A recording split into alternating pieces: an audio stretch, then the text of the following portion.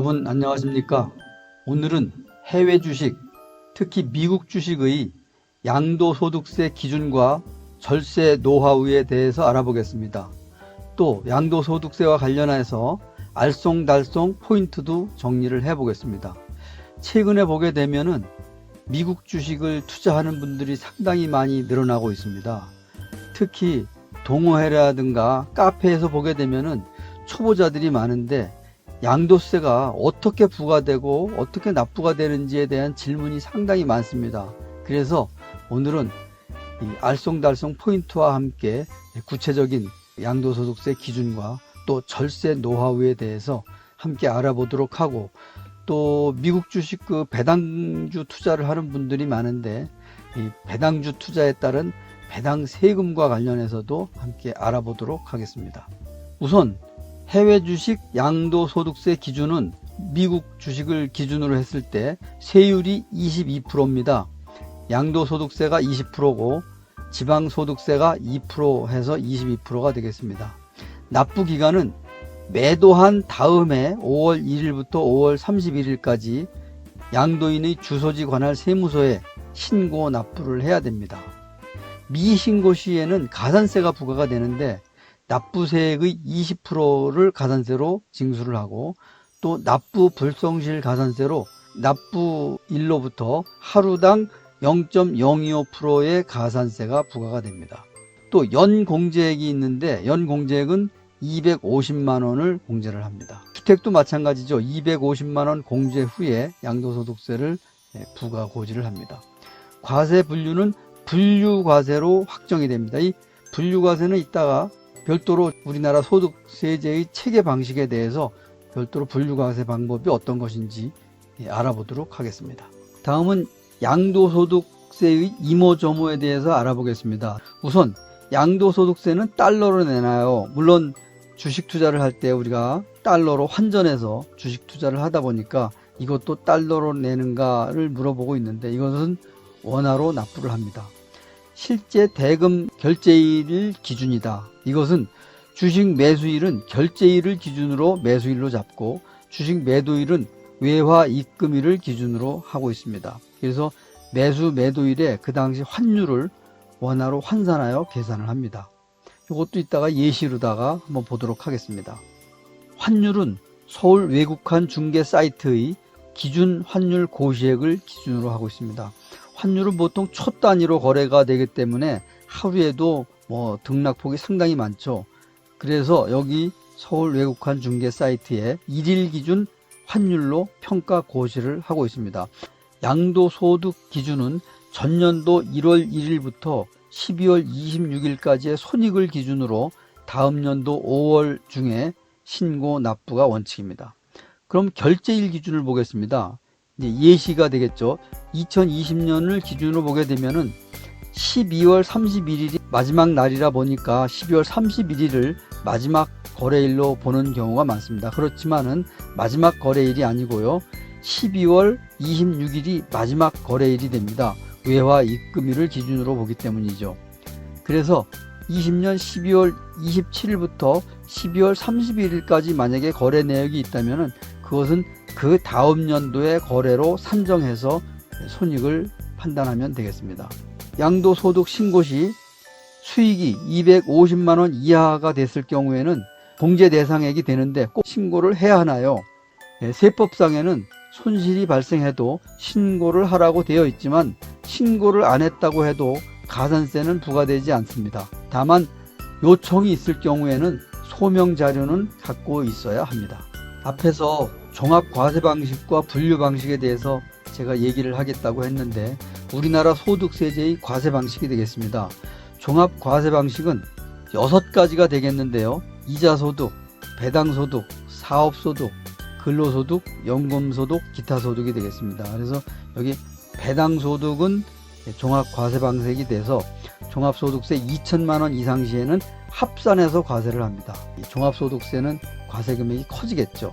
그래서 여기 배당소득이 포함됐다는 말씀을 드리고, 우리가 지금 보고 있는 양도소득세는 분류과세 방식이죠. 퇴직소득과 양도소득세는 개별 소득세 납부로 확정이 되는 것입니다. 종합소득에 합산이 안 되고 이렇게 분류과세 방식은 개별 소득세 납부로 확정이 되는 것입니다. 그래서 그것으로 완료가 되겠습니다. 그럼 여기서 양도소득세 부과를 예시를 한번 들어보겠습니다.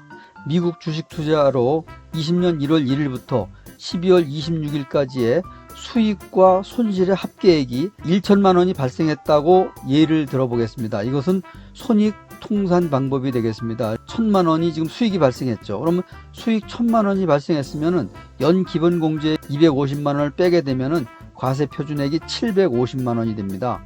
이것은 내년 5월 말까지 신고 납부를 해야 합니다. 750만 원이 과세 표준액이 되겠는데, 과세 표준액에서 양도소득세율 22%를 곱하게 되면은 165만 원이 나옵니다. 이것을 양도소득세로 실제 납부할 금액이 되겠습니다.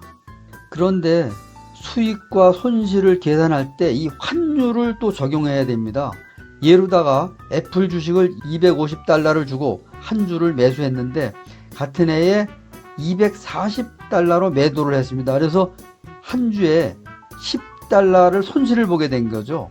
실제 그 매수할 당시에 250달러 시에 환율이 1,100원이었고 또 매도 시에 240불 매도 시에 환율이 1,200원이었습니다. 그렇게 되다 보면은 원화가 하락을 한 거죠. 이렇게 변동이 되었을 때 매수 시에 250달러 1,100원은 27만 5천 원으로 환산이 되고, 매도 시에 240달러 1,200원으로 28만 8천 원으로 오히려 13,000원의 수익이 발생했습니다. 0.95% 수익이 발생했죠. 그래서 이것은 달러로는 손실이 발생했습니다만은 이 환율에 의해서 계산을 하다 보니까 오히려 13,000원의 수익이 발생한 것입니다. 그래서 양도세 부과 시에 이것이 참조가 돼야 될 것입니다.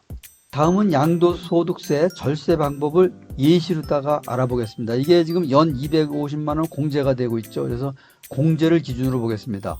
20년 1월 1일부터 20년 12월 26일까지 계좌에 수익 1,000만 원이 발생했습니다. 250만 원만큼만 매도를 하고 바로 그 현재 가격으로 재매수를 하게 되면은 계좌의 잔고는 변동이 없습니다.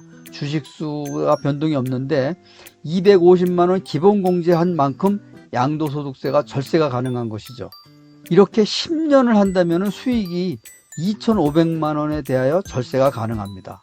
이것을 잘 활용만 한다면 수익이 났어도 250만 원 공제를 활용을 해서 절세를 할 수 있을 것입니다.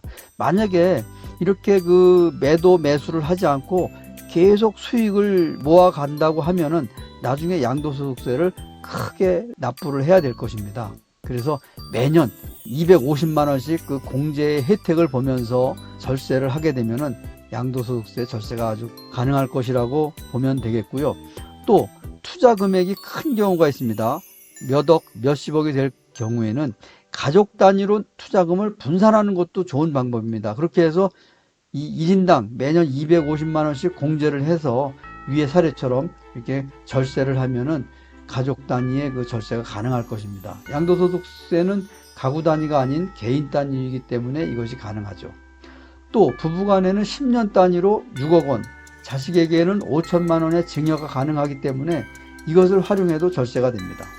또 주식 수익금은 증권사 HTS를 통해서 확인이 가능하기 때문에 수시로 확인해 보시면 될 것 같고요. 또 지금 양도소득세 그 신고 납부를 하는 것인데, 신고 시에 대부분의 증권사가 대행 서비스를 무료로 시행하고 있으니까 이것을 활용하면은 편하게 활용할 수 있을 것으로 생각을 합니다. 다음은 해외 주식 배당세인데요. 우리가 지금 배당주 투자를 많이 하고 있죠. 이것을 보게 되면은 해외 주식 배당 투자 시의 배당세는 15.4%로 원천 징수가 됩니다. 배당세가 14%고요. 지방소득세가 1.4%가 되겠습니다. 아까 말씀드렸듯이 배당주 투자에 대한 배당세는 종합과세이기 때문에 2천만 원이 넘게 되면은 종합적으로 환산을 해서 부과를 하도록 그렇게 되어 있습니다. 오늘은 해외 주식, 특히 미국 주식에 새로 입문하신 분들이 양도소득세 관련해서 여러 질의들이 많았는데 이 기준과 또 절세 노하우에 대해서 전체적으로 정리를 해봤고요. 또 배당주 투자할 때 배당세와 관련해서도 간단히 알아봤습니다. 오늘은 여기서 마치겠습니다. 구독과 좋아요 부탁드립니다. 감사합니다.